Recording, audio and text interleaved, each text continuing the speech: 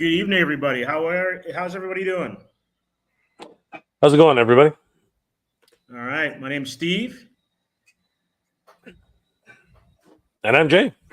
and I'm here with Jay. And all right, great. We might be on a bit of a delay. I am actually overseas, and so this is, I guess, it's called a road game when you're thinking about sports. So I'm in sunny Barbados, but the sun is set. It's hot as hell over here, but totally happy to come to you guys and give the latest comic news on Comics Asylum Live. Absolutely, it's been one heck of a time for So comics. Jay, how's your week been? It's been good, Steve. It's been good. Lots of things happening. I got a little bit of a con plague. Coming back from the States and Comic Con. So getting over a bit of a bit, but I'm doing okay. I'm doing okay.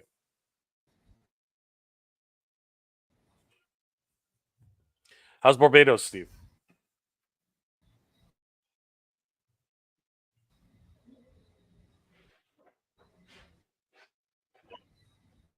We got a bit of a delay, guys. Obviously, the internet's kind of in and out. But yeah, today, Steve, I think we're here to talk about what's going on in the MCU. A lot of developments happening. Very exciting, but at the same time, kind of. I got to tell you, there are a lot of questions happening in the MCU right now. And of course, Deadpool is just breaking records all over the place. It looks like we're having.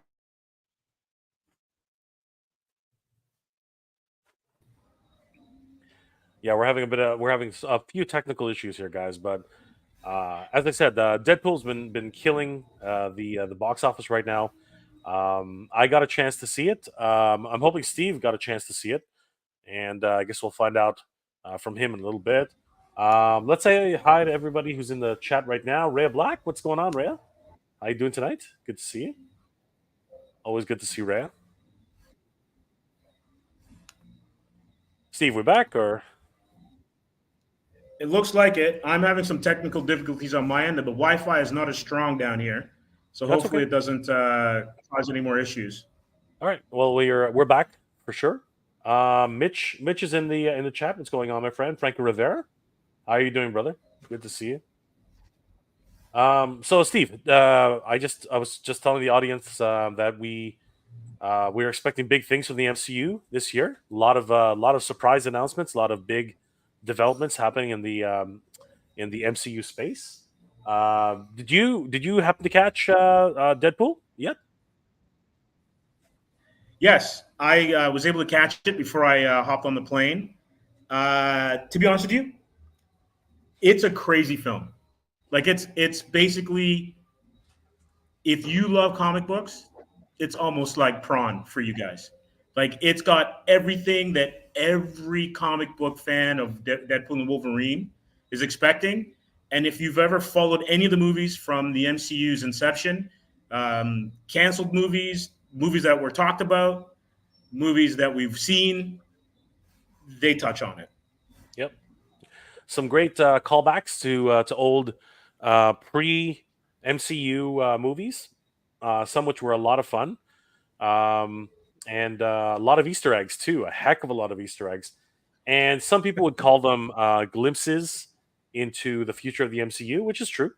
So yeah, we're seeing a lot of great nods, and I really do suggest everybody watch it. It's a lot of fun. Is it the best movie in the world? No, it's not. But is it entertaining, fun, and do you get as a comic book fan from any age? Will you enjoy this film? Sure. No, it will definitely tickle you in some part. Even if it's just for a couple of laughs, some cheap thrills. It definitely is one of those films which could definitely give you it's worth your money to go see in the theaters in my opinion. Oh, definitely. It's like the greatest fan film ever with like the best budget ever. It definitely delivers on all of those points. And if you're a big fan of both Ryan Reynolds and Hugh Jackman, they bring it. They totally bring it. Yeah, 100%. I was very happy to see. a lot of different faces return to and reenact their roles. But at the same time, I was also very happy to see that they cast well. I think that's really what it really is. They cast well. Um, some some really surprising cameos. I was actually very surprised at a few of them. But I really did enjoy getting surprised. Those wow moments, those oohs and ahs. It was really great to see that. And again, digging back into the past of Marvel as a film, in films, it was great. Even if it wasn't part of the MCU proper, it was still great to see a lot of these properties at least getting the nod and the acknowledgement from the MCU during the time. Um, I was very, very happy to see, I guess, if you will, Steve, almost like a bookend to many of these characters because we're moving into another phase of MCU now. We're moving into the next generation, if you will. Um, and I think they really are, especially because of what was happening in this film. I think they really are putting a lot of stock in Fantastic Four. I think Fantastic Four is their next big jumping point, and I think that's it's going to be something to watch. For this next one for obvious reasons, right? That's the second part of today's big talking point, right? Like the Fantastic Four. Um, Huge news over the weekend that just kind of blew everybody's mind. I mean, I think that it really does set the stage for a what if scenario. A why is it a lot of questions, a lot of questions. Yeah, I'm not quite sure how I'm taking the news. Like, obviously, there was some shock value, and then you kind of sit on it for a little bit and have it kind of percolate. But I'm not quite sure, especially how they ended the first four phases, I guess, of the MCU, and with the kind of central cast member that was kind of holding the glue together was actually the glue for the entire first segment of movies. To have him come back, and I guess we might as well just say that it's RDJ. He's back as a pivotal character in what will be the next Avengers, and then I guess a handoff into Fantastic Four movies if he lasts that long. It's a bit of a shock, especially for the character that he's going to be portraying as Doctor Doom. Yeah. So remind me, Steve, was there a storyline where Tony Stark became Doctor Doom, or because I know that many characters have in different Marvel universes, right, have actually swapped places in their universes. So I'm not sure. Was there can you recall at any point if there was actually a storyline where Tony Stark was actually Doctor Doom or replaces Victor Von Doom because you know it would be it's one of those things where it's very hard to do, right? Chris Evans has played two Marvel characters. More on that later, I guess. But there have been multiple characters played by multiple different cast members. Um, this would be another example of that, where Robert Downey Jr. is playing one character from a different franchise entirely. Um, there's also something to be said that is he Victor Von Doom or is he Tony Stark, right? And I think that's really the question that a lot of people are gonna come up with, like who is Doctor Doom, right? That I think is going to be the crux of the entire return of Robert Downey Jr. If he's playing Victor Von Doom, it's not outside of the realm to imagine him doing so, right? We've seen actors being replaced too. I mean, Rhodey was played by one actor in the very first Iron Man film, Terrence and Howard. shortly thereafter he was replaced by Don Cheadle, right? Who took on the role for the rest of the MCU run. So again, it's not like we haven't replaced actors before. I mean, even recently, um, uh, you know, uh, Everett Ross is now played by Harrison Ford, right? In the latest Captain America, right?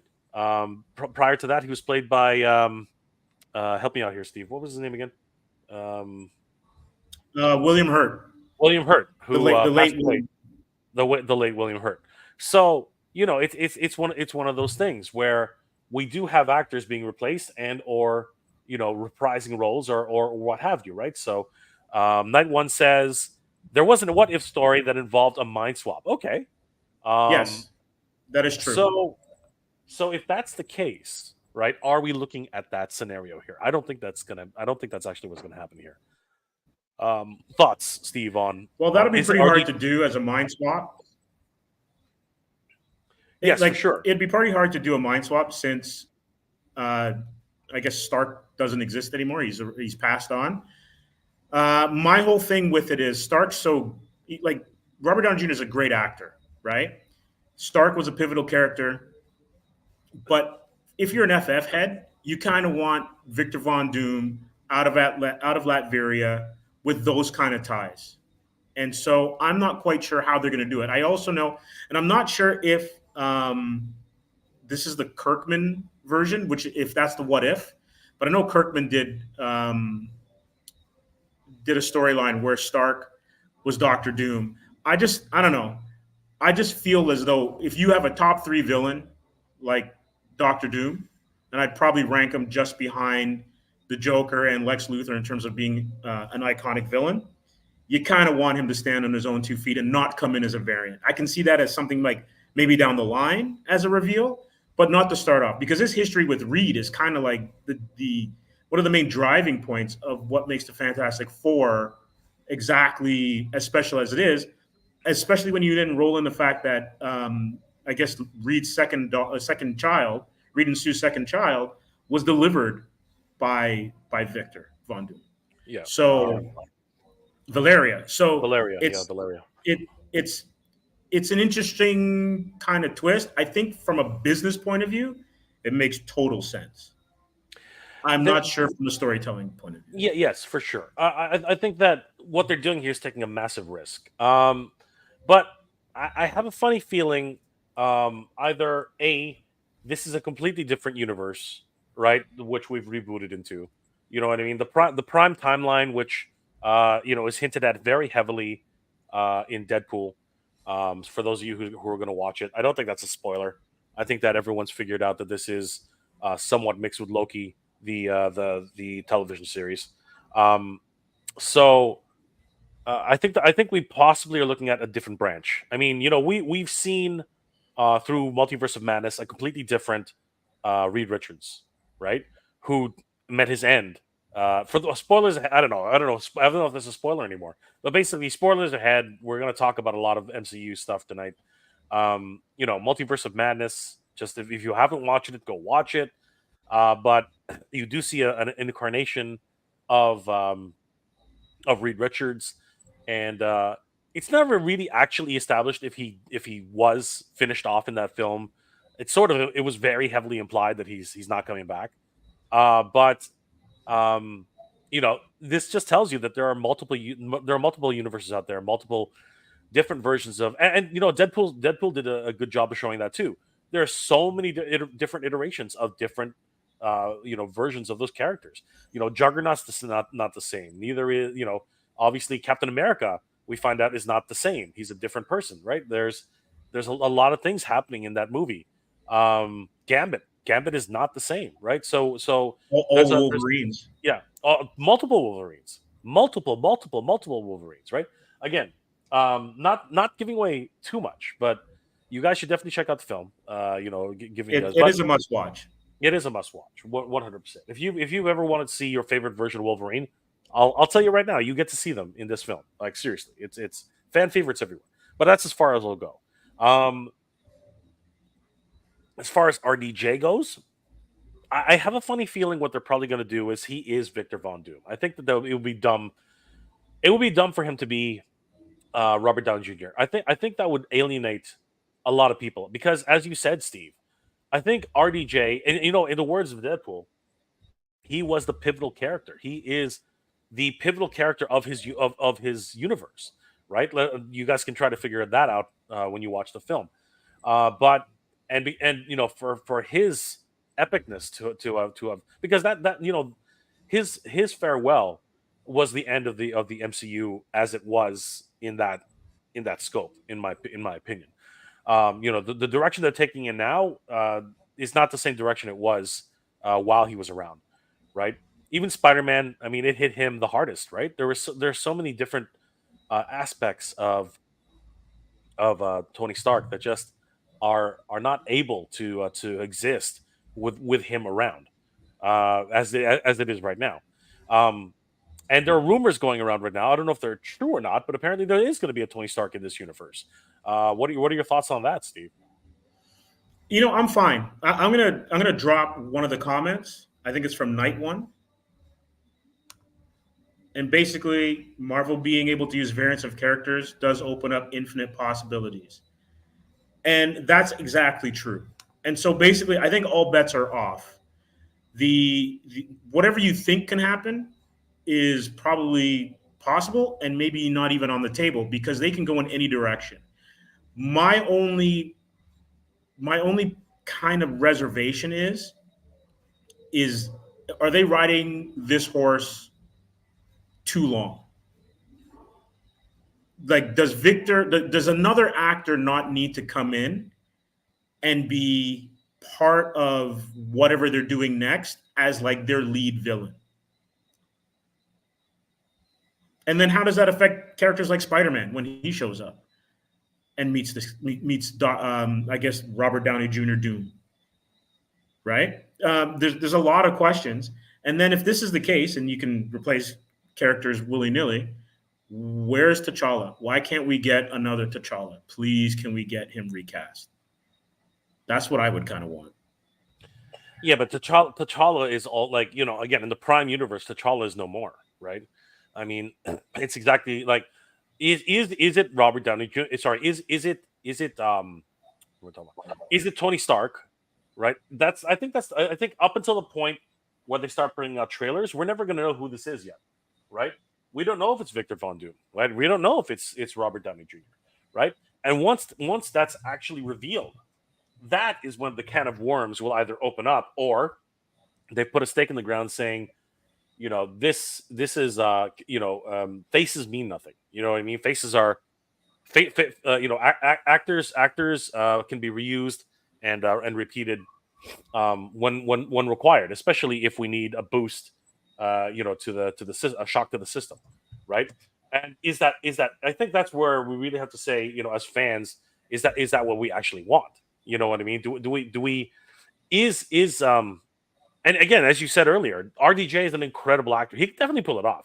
I have no doubt in my mind that he could pull it off. He's played characters who are just absolutely evil in the past. You know what I mean? He's played ridiculously stupid characters as well. So I can definitely see him doing a megalomaniac, ruler type, egotistical, mad scientist. I can totally see that 100%.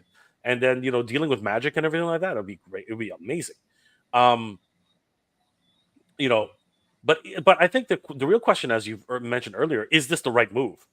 And I think that's really what we have to discuss here tonight. Is this the right direction for the MCU? And that's where a lot of people are going to have a lot of questions. I think Aaron Hardy has a good question.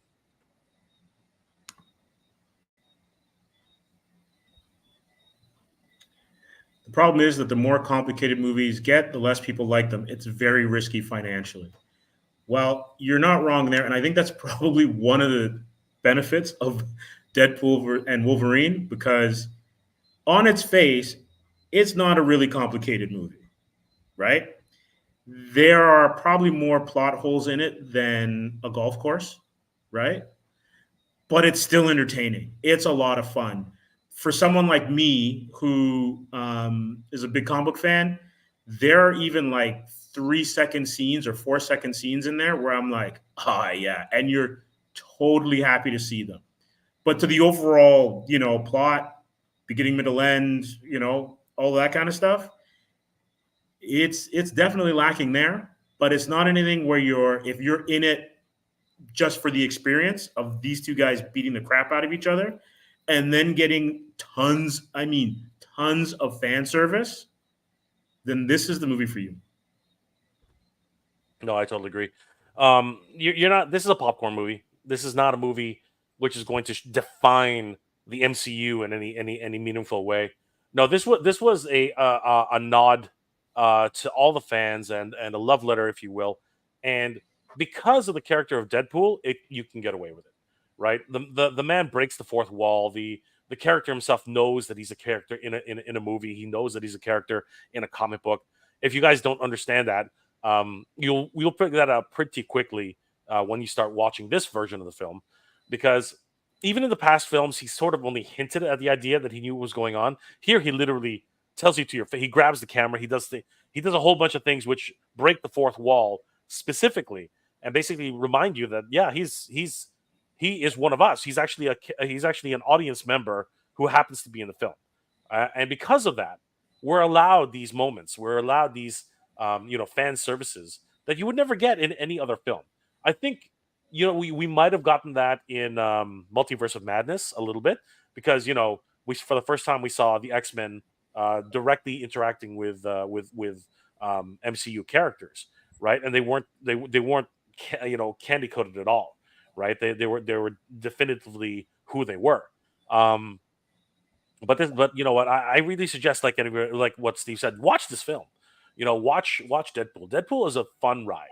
It's literally a roller coaster, and it's meant to be one. It's a lot of fun. There's even a DC reference in one of the scenes, and Deadpool's lines basically mirror how I think a big portion of the fan base feels about how a particular actor was treated by a particular studio linked to another comic book studio. It was pretty on point and pretty blatant. Yep. Even though he wasn't playing the character that he normally does. Yeah, but it was also another way. Like, a lot of people have been hoping to see him in that light anyway. So again, there was a lot of things. Full fan service. At the end of the day, it was amazing fan service. I think Drock 8012 881 2000. I do think everyone needs to remember that these movies are movies, but they were comic books first. Characters die, come back, clones, multiverse, what ifs, comic books and TV series. Yeah, but you know what? The for the most part, at least in the DC in the MCU, they've been pretty good about not bringing characters back. You know what I mean? It's once you've moved on, you've moved on. I think they've only brought back two characters because of the multiverse. If I'm counting correctly, Steve. I think, honestly, Gamora is really the standout character who's actually come back. In some way, yeah, yes. due to a time. Yeah. Travel. I think, and she's still around technically in the prime timeline. But I guess Thanos would be the second one.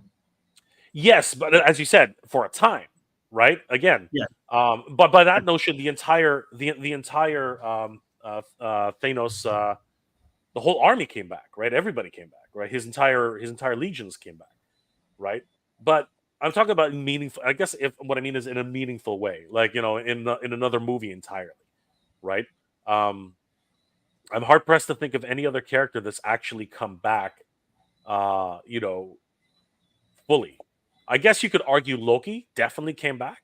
Yeah, with those three. Those are the three that have been plucked out of the past and brought into another future, which I guess would create another branch, or in some cases. But it's an interesting time, and again, even Wanda technically is existing in another timeline.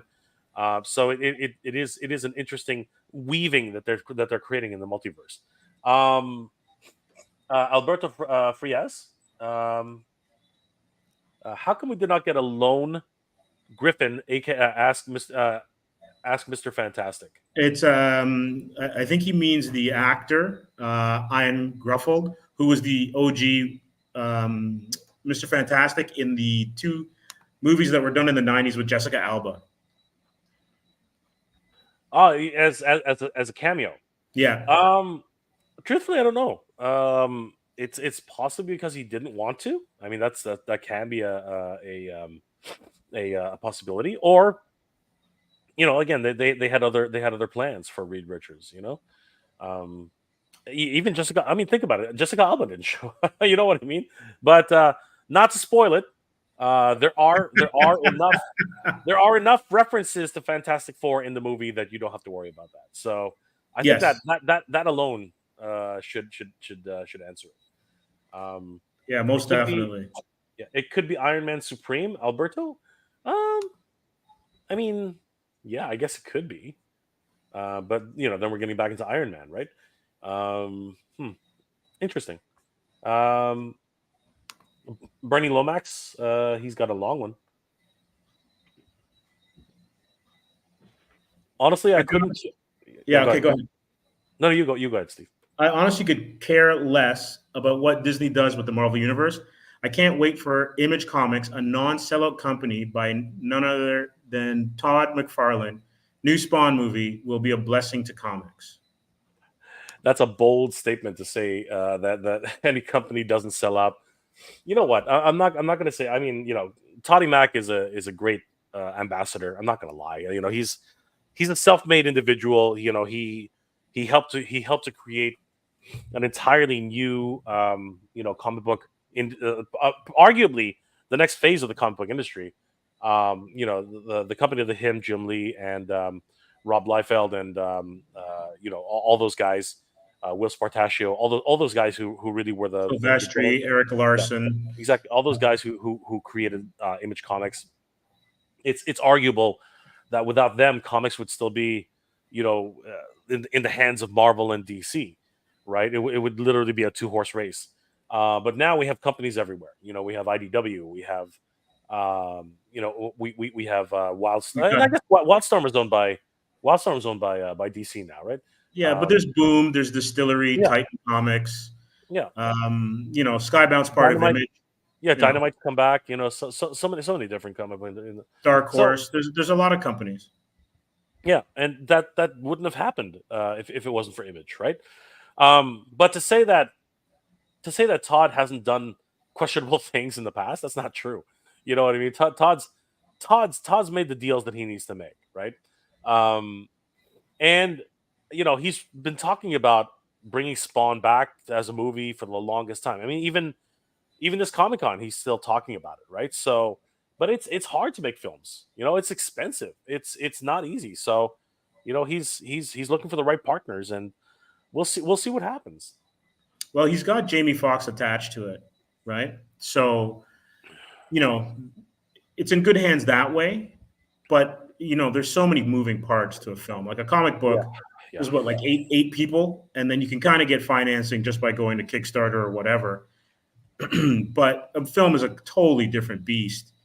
millions And on millions of dollars. It's yeah, well, if you want to do it right. I if you mean, want to do it right.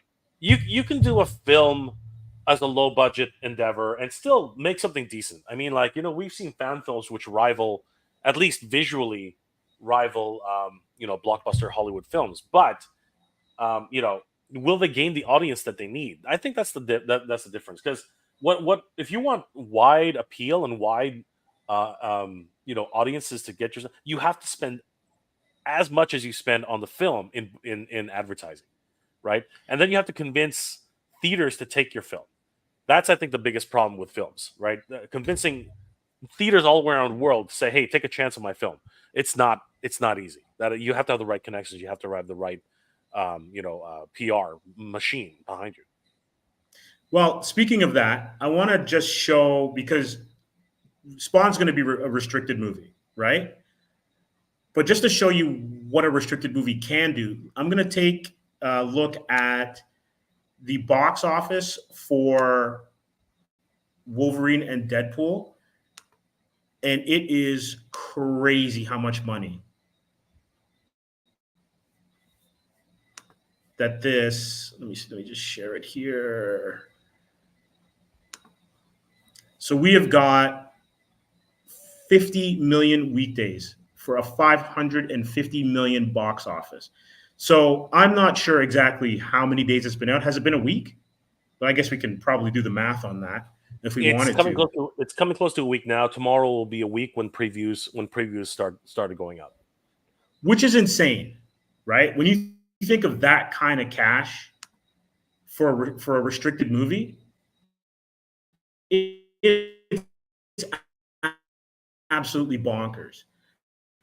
And so I'm sure Todd's probably looking at Spawn, and it looks like we kind of clipped out there again.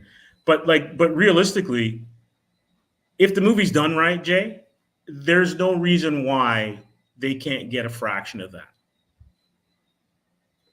I'm not questioning Spawn's ability to generate hype. You know what I mean?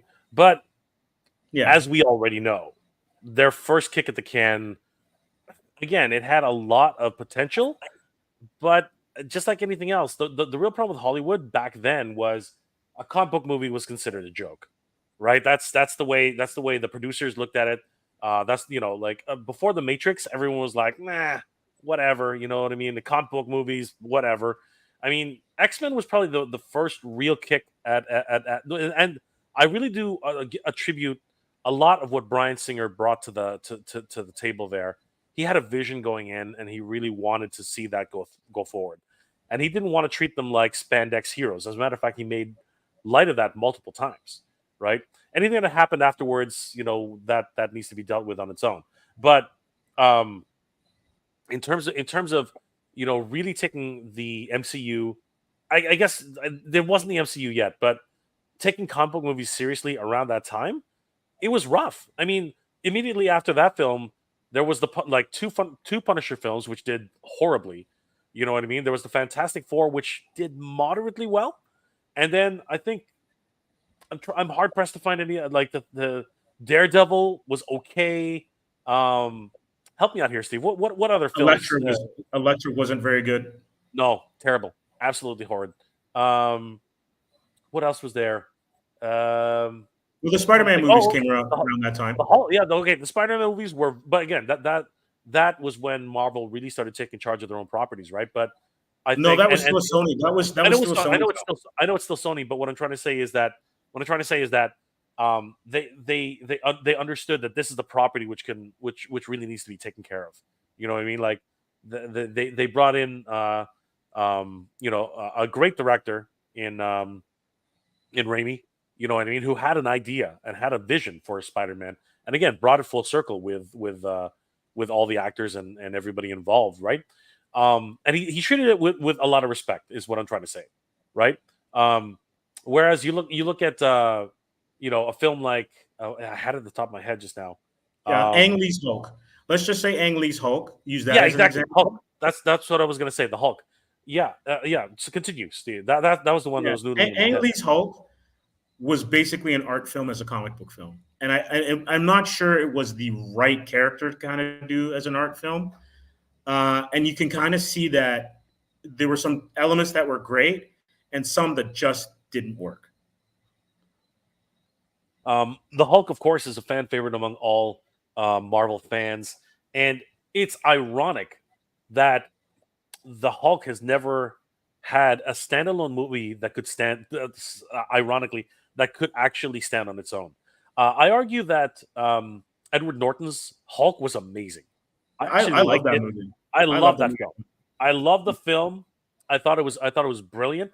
And again, there's another situation where you have a completely different take on the Hulk. You know what I mean?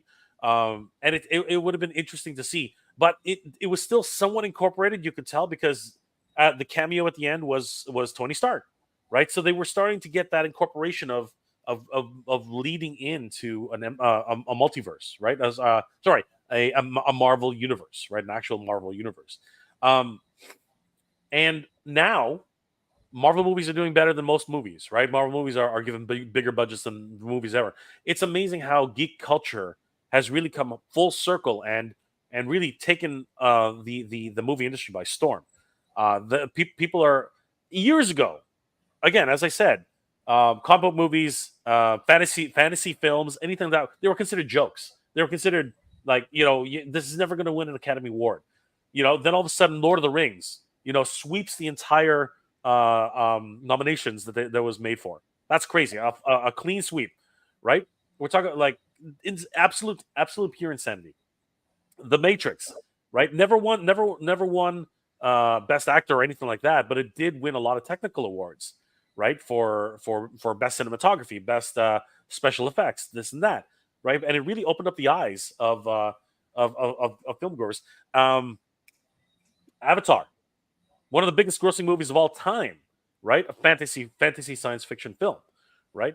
Again, things really started changing like about the end of the 90s and onto the 2000s. It really is a brand new, a brave new world we live in right now. And at the end of the trail now the Marvel universe, which has been struggling as of late, is now looking for something else to really give it that boost, to give it to bring it back to its heyday, if you will, because the last couple of films have not performed as well as they expect. Well, what's really interesting is, and this was something that apparently caused issues with like Ant-Man with Edgar Wright helming it years ago before he was replaced.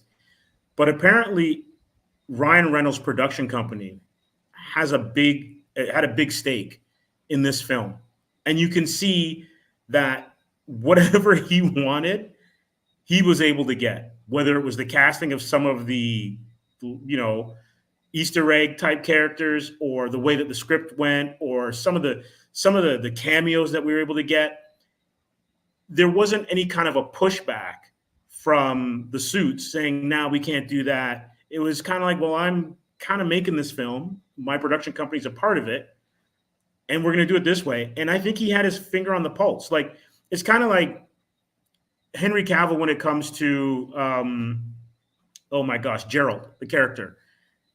He understood that character better than the people who were making the series, and he was butting heads with them. Now he's not part of the series anymore, and apparently it's canceled, right? Even though they had, I guess it was Liam Hemsworth replacing him. So it's one of those cases where you're right. Some of those films, Peter Jackson is a perfect example, Christopher Nolan's Batman series, those are the films that every once in a while, when something lags, they come around and they just raise all boats with fantastic films that are not only just true to the source material, but also elevate it. Well, I mean, like, I think you hit the nerve there for sure. I mean, look at the Snyder cut, right? The Snyder cut was never supposed to happen. It should have never seen the light of day. But Warner Brothers was like, we got like everyone's stuck. No one can do anything. What do we do? All right, how expensive is it going to make? Like Snyder's been asking to do this thing forever. It's not nearly as much as it's going to cost to do a full length feature film. Like he could probably do this in his basement. You know what I mean? Like that's the way they treated it. And look what happened. It went gangbusters. They had no idea it was going to be that successful, right? The response, everything about it was just, it really was. Not to say that Josh Whedon's cut wasn't fine. Look, if you look at Josh Whedon's cut, it was okay, right? But I have to say, everything that Snyder did, which apparently according to him was his original direction. I mean, it's the old saying though, Steve. Hindsight is 2020, right? So Jack Snyder, he could have seen everything and said, "Oh yeah, that was a mistake. That was a mistake. I don't want to do that again." You know what I mean? He could have done that.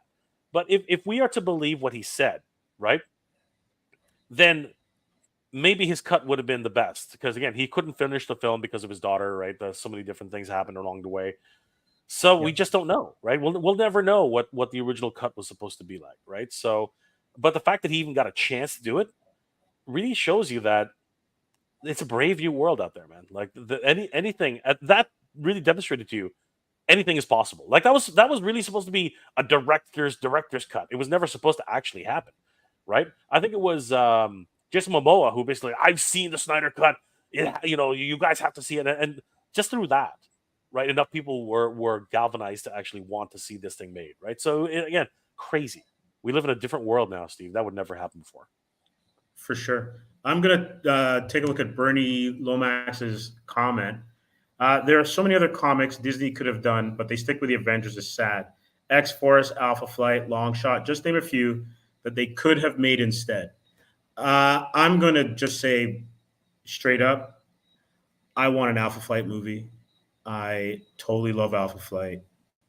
Can we please get an Alpha Flight movie? I was kind of hoping for some sort of a Guardian or Sasquatch cameo Oh boy. in Deadpool and Wolverine, but that's just me. I'm flying the Canadian flag really hard and proud right now. I know. See, there's the thing about that, right? There's the thing about that. So, I mean, I would love to see Vindicator.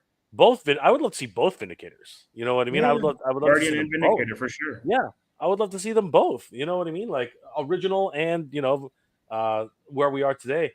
I would love to see any iteration of Sasquatch. You know what I mean? I would love to see the twins. I would love to see all of I would love to see Puck for crying out loud. You know what I mean? Puck would be great.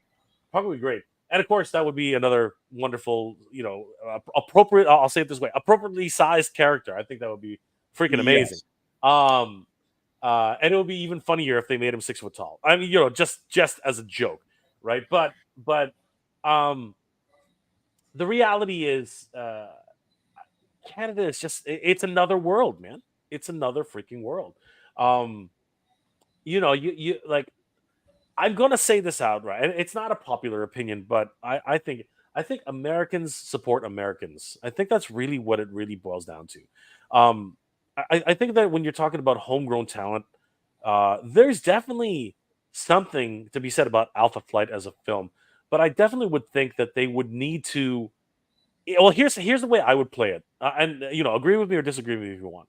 I think they should show up as a background, not background, but as a supporting team for the Avengers. Like there's a crisis, and X-Men too, right? Either or, right? They should definitely do that, right? They should become a supporting team, showcase everything that they're capable of doing, and really fix a crisis, with head high, right? And then all of a sudden that gains interest to fans. You know what I mean? Who've never seen Alpha Flight before, right? And then there's national pride too. There's a whole bunch of things that happen when you introduce them as interesting characters, right? I mean, but I could be completely wrong. I mean, who would have thought the Guardians of the Galaxy could even be as popular as they are? I mean, the Guardians of the Galaxy, who are they, right? Like before they had their own film, they were just a team which barely anybody knew. All of a sudden, here comes sorry, what was the director's name again? He's James Gunn. Yeah, James Gunn. Yeah, the head of DC right now. The DCU. I mean, he comes in, makes a film about a team which nobody really cares about, and makes this and just makes it epic, right? Just makes it completely epic, like blows it out of the water. And maybe that's possible. Maybe there is room for a full Canadian team, right? And headquartered underneath Parliament, like you know what I mean? It's just so out there, right? But hey, there you go, right? It's possible, right? Who knows? Yeah.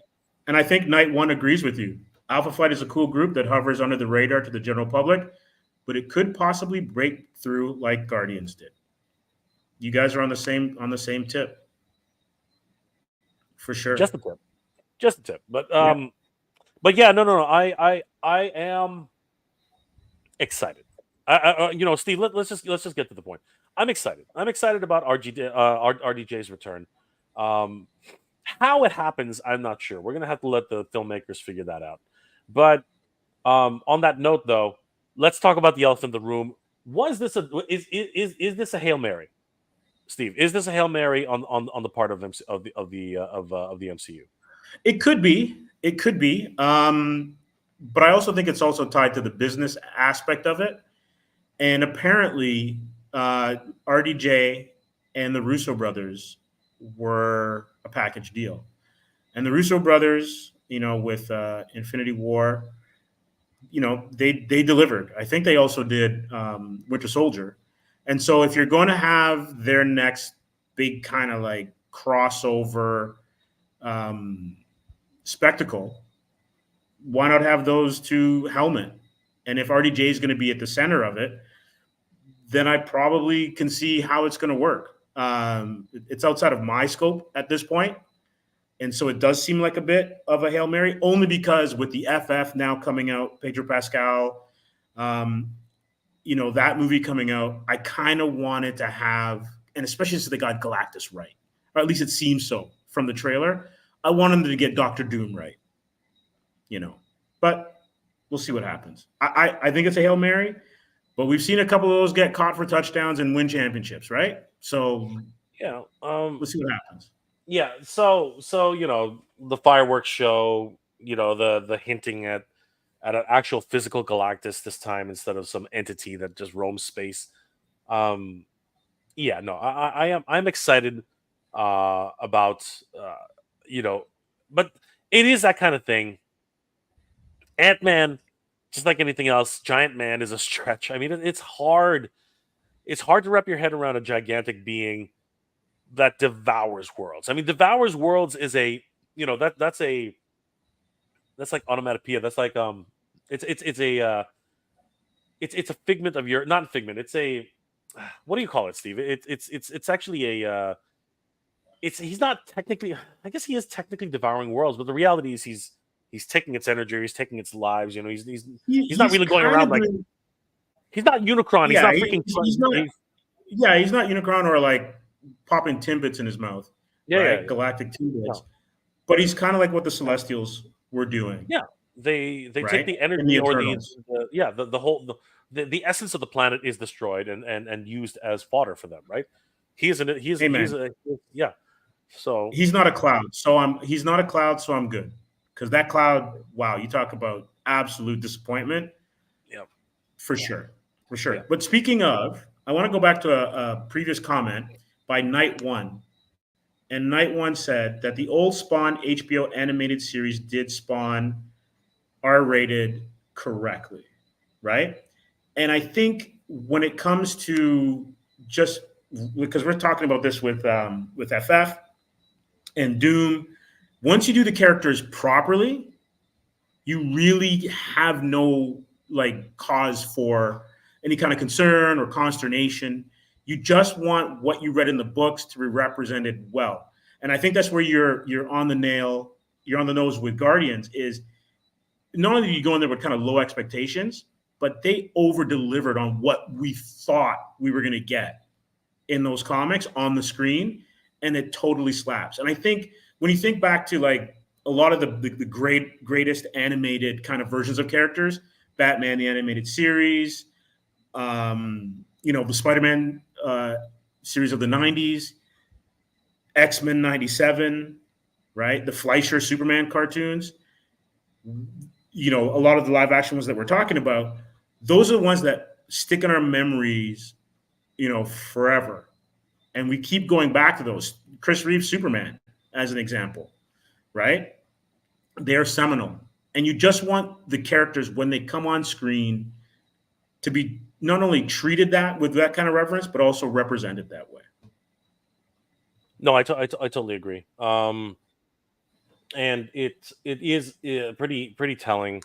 As you said, we keep coming back to it, right? There's a reason why people keep rewatching these films over and over again, and the Guardians again. And the other thing that I was really surprised with, Eternals. Here's the thing, I liked Eternals. You know what I mean? I thought Eternals was an interesting film. Here's the problem. Yeah. Here's the problem. It's not a Marvel film. If it was any other film, right, that had nothing to do with the Marvel universe, it would have done. I feel it would have had a better audience because it's under the Marvel license and people have a certain specific flavor for Marvel. They're sort of jokey, they're sort of big action kind of thing. I think that's where that's where the Eternals really fell on its face because it was trying to tell a completely different story.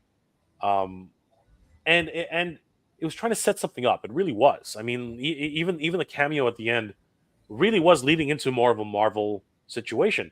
But because it really had to tell a story from the beginning, a lot of people just didn't get it. You know what I mean? I really enjoyed the Eternals, and it set up a lot of great characters, right? The Black Knight and who was the one at the end, Steve? It was Oh, Star Fox. Yeah, Star Fox, right?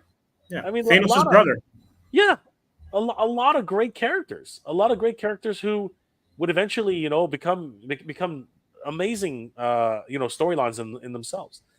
As it is right now, I don't think they're ready to go back to anything Eternals. I think that we might see a glimpse of them here and there, but I think that's about it. The Eternals will not have another movie.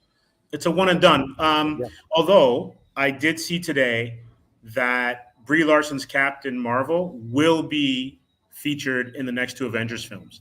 So they're going to be bringing everyone together again, right? It's going to be another Royal Rumble of MCU characters to take on whatever threat RDJ or whatever it is, maybe even behind RDJ, that's going to be the central antagonist of those movies. Do you should we talk about Secret Wars, because this is all leading towards Secret Wars. Absolutely. We know it's leading towards Secret Wars, right? Mm-hmm. And in Secret Wars, I mean, if we're to follow the original Secret Wars, to a certain degree, right? Doctor Doom will do something freaking incredible, right? Yes. Absolutely unthinkable, right? As we all know. Um, and is that really what's happening here? Are they setting up everything for Secret Wars and the eventual, I you think know, so. I think timeline? it's gonna. I think so. I think he's going to be one of the reasons why all the timelines get brought together. Like in the books, that's why Miles Morales is in the 616 universe, right? Yep. So I see that as being their, for lack of a better word, their end game, at least for this phase. Because what it does is it allows all the Fox properties and the Sony properties to kind of interact with each other now, and you don't have to worry about any kind of like inconsistencies with the origin stories. Like, where was Fantastic Four when the Avengers were being formulated, right? Yeah. Yeah. So I think that's where they're going. Mhm. How they get it done, I'm not sure, but I have a feeling if the Russo brothers are involved, it's going to be really well done. Yeah. I have no doubt about that. Um, but being as ambiguous as we can be, um, it it's interesting how Doctor Doom really hasn't been featured as much as we would expect. You know what I mean? Like, as a prime evil character. I mean, he's done things which no other like MCU character has done before in a lot of ways, right? So the fact that they're setting it up in a lot of ways for the Secret Wars as it is, um, it'll be interesting to see how they tie this all together. I mean, Galactus is going to be involved, and then this we keep talking about entities and beings and celestials and things like that. So it'll really be interesting to see what happens with who is the prime character, who is the the I guess I'll just say entity. Who's it going to be, right? What type of storyline are they going to create? Because they've been very, very, very. They haven't been shy about talking about Celestials now, right? They keep talking. They hit at them here and there, and again, the what's it called? It's really too bad that Kang, uh, the whole business with Kang and his actor went down the way it did, because it really would have helped, uh, because everything's kind of got muddied with that right now. They've kind of had to sidetrack or move laterally for that for a while, because I thought the setup for that was actually well done. You know what I mean? Like, whatever happened in what was it called again? Ant Man. Uh, Fusion 5000. What the heck was it called again? Like, You mean the last movie with Jonathan yeah, Major, yeah, what was the title of that film again? Quantum Mania? Quantum Mania. Just a weird freaking title. I actually, Mm, the setup for Kang there was actually pretty good in my opinion. I thought the finish was terrible, though. Oh it my god! was, but he himself, I believed in that character. You know what I mean? Oh yeah, When he came on, I think that out of all of them, I think that he was the most believable out of that film. I mean, you could tell that this man is evil beyond belief. You know what I mean? He's just waiting to get out, and he's gonna fuck shit up. You know what I mean? Like, if he ever gets out of here, he is gonna destroy worlds. Like that's you could feel that kind of gravitas from. it'll be interesting though to see if a variant of, because I can't see them going back to Jonathan Majors.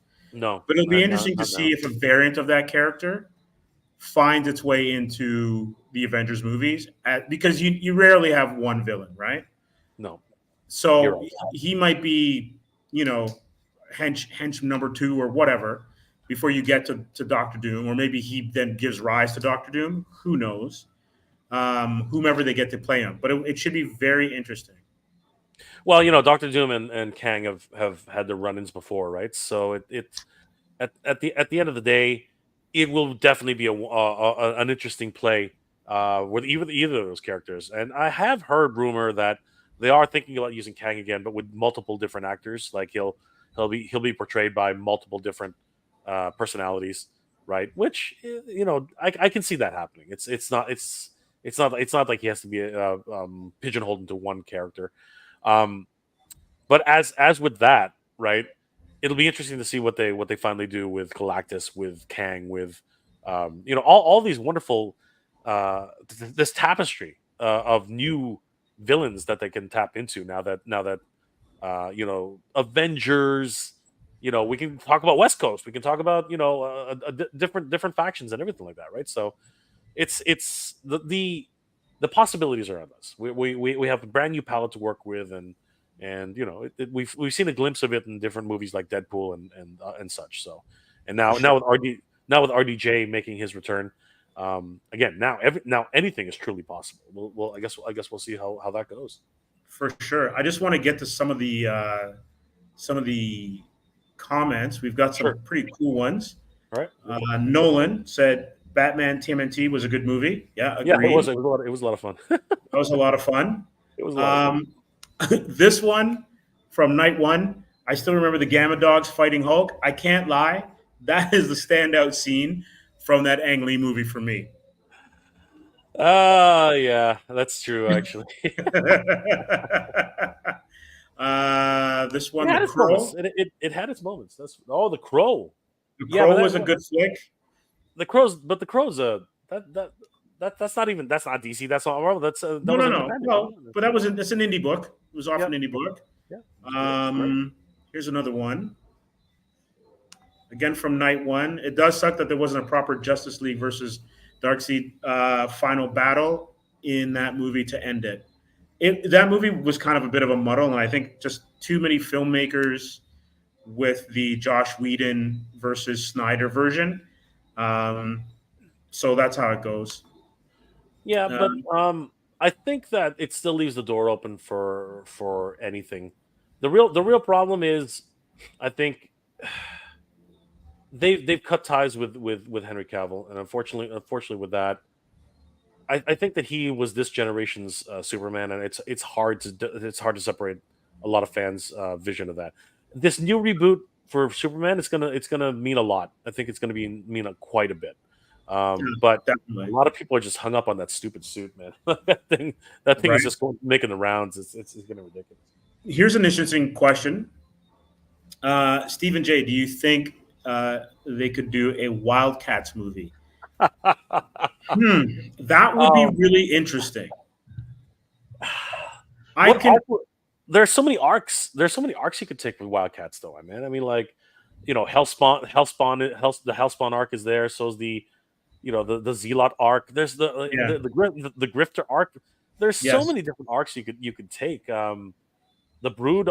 They're not the Brood. What were they called again? They're not the Brood. But they're another. Anyway, there's so many different takes on that. I I think could I could see them being sprinkled into whatever Gunn's doing though, because they're DC characters now, right? true.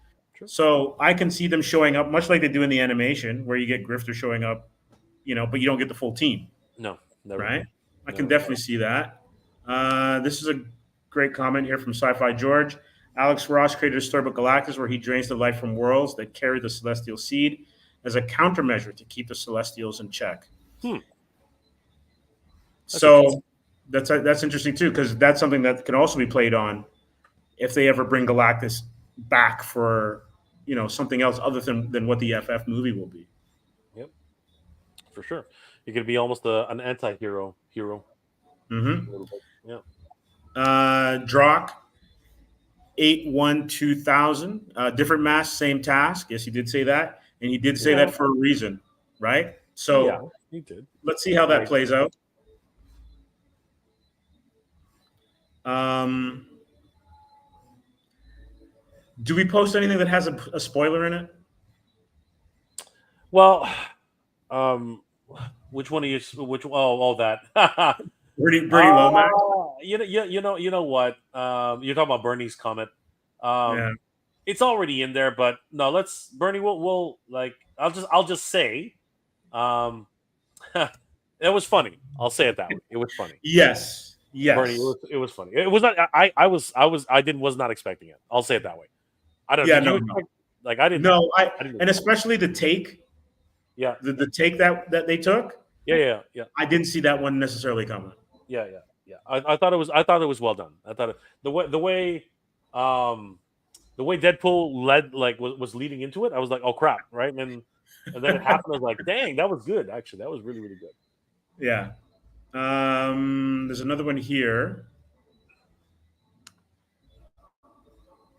Jonathan Chong says they, Marvel, said Kang's storyline will continue in some capacity, but without that actor. Yes, unfortunately, they will be changing directions, but Kang will continue to be there.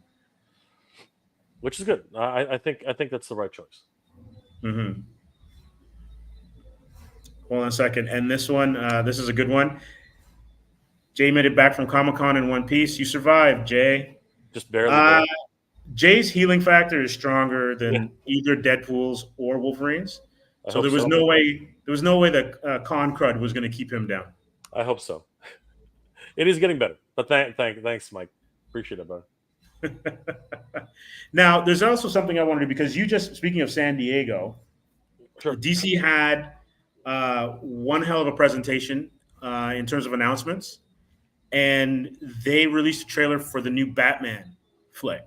So I'd like to show that Sure. for our audience who may not have seen it online yet. And then we can chat about what we think of it. Sure.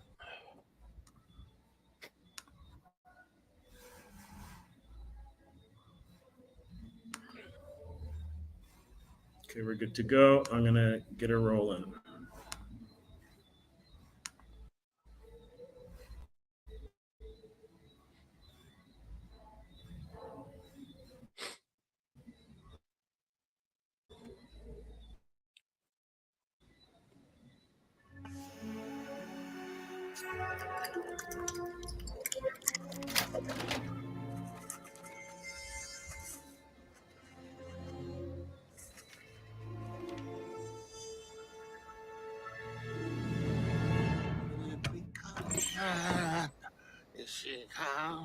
Did you come in?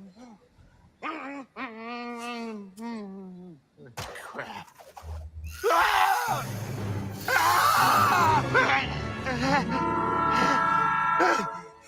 Help! Help me! Someone! Who's behind those explosions? Oh, God! Who? What are you? 3 buildings blown to pieces. You falsified the reports. Who paid you? Are you crazy? Pull me up! Give me a name. Just pull me up! Oh, God! Hurry, please! I won't ask again. It was a penguin! It was a freaking penguin! Oh, God. Oh, my God. If you're lying to me, I'll be back.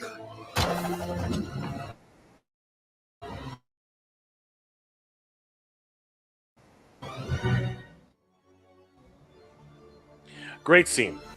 Great scene.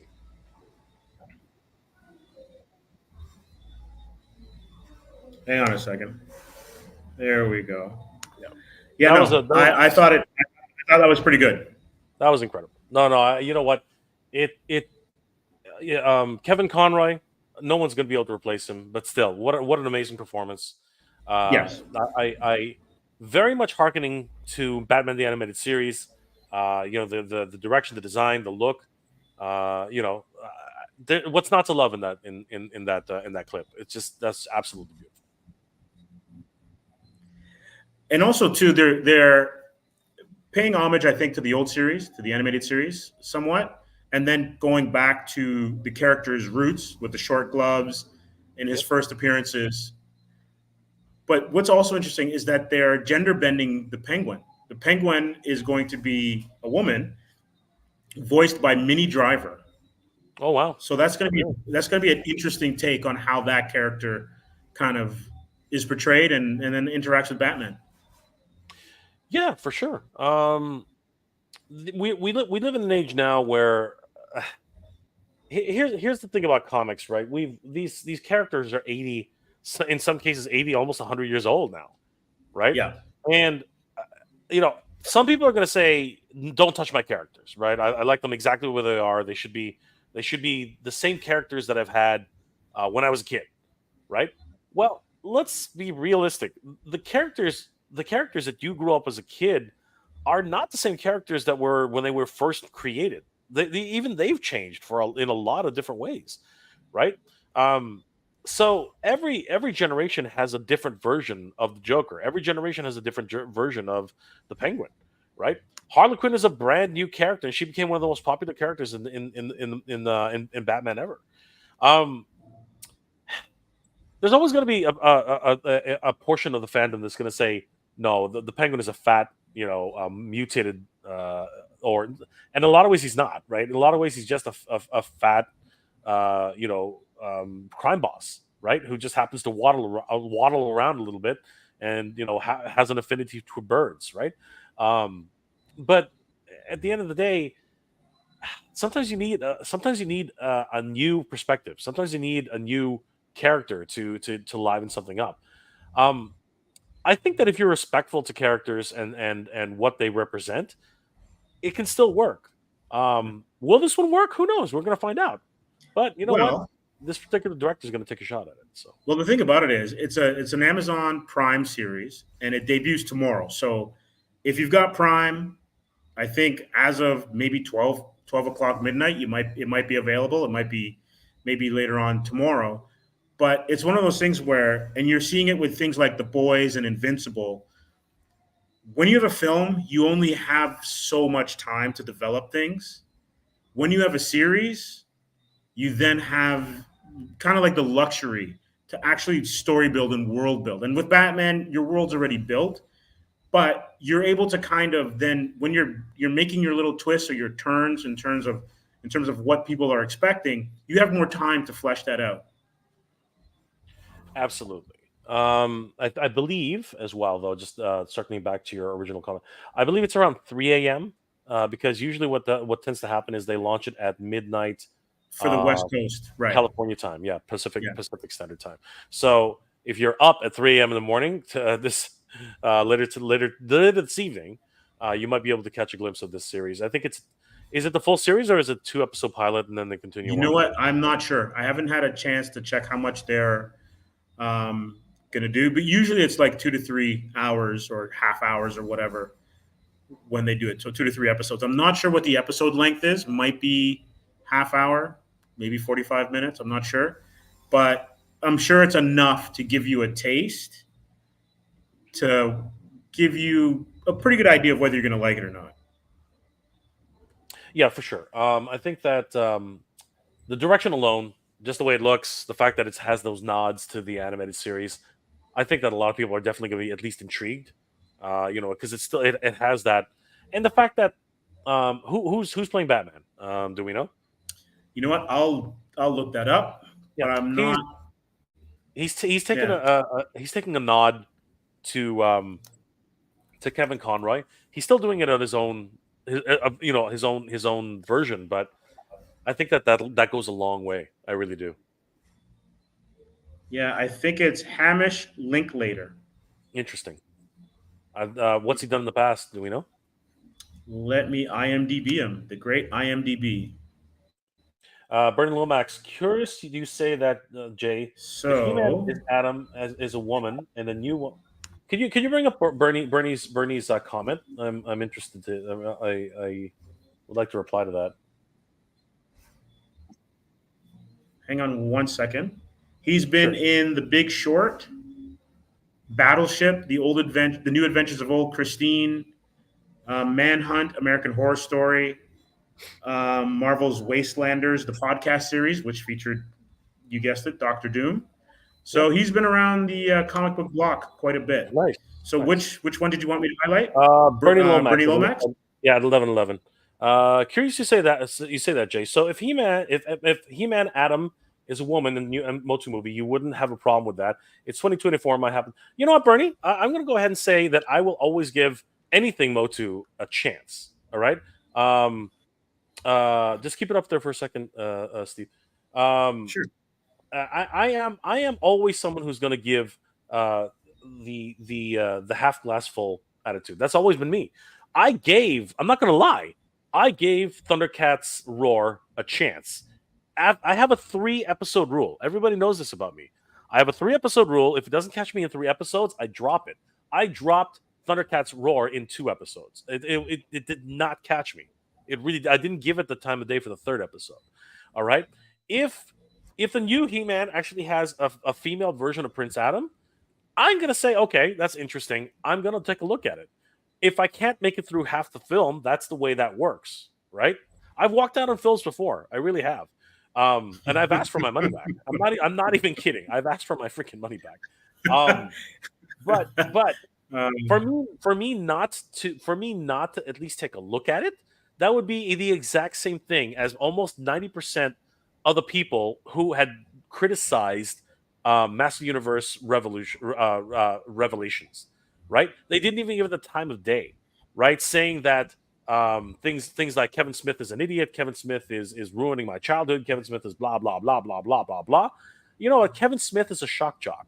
Okay, he said things that would get people's attention. He said things that would get people and again, there was a lot of back and forth, right? But the reality is, and this is what I've always said from the time from the beginning of that whole controversy, at least give it a shot. If you don't give it a shot, what can you really complain if you haven't at least watched it? If you watched it and you still didn't like it, absolutely, 100%, you are totally within your rights to boycott the next set of films, whatever, right? That's your right.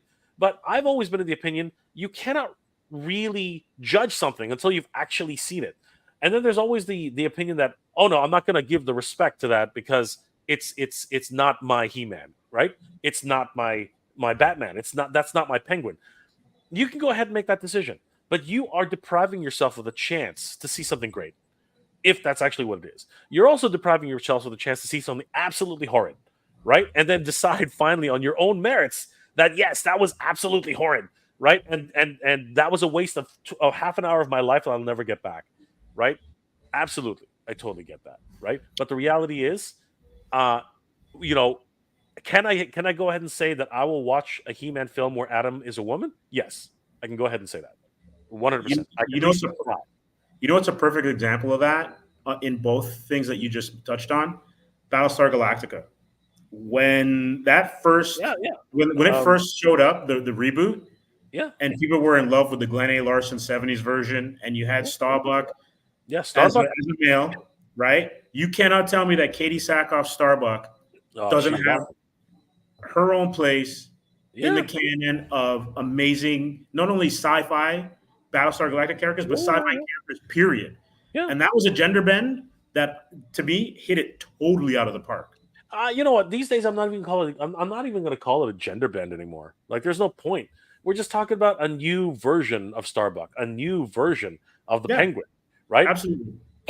I think, pardon me. I think when people start talking about gender bending, I think that's where people get upset. Let's just call it what it is. This is not the same Penguin, right? This is a different Penguin. You know what I mean? That's the way it's going to be. And is this Penguin going to suck? Let's find out.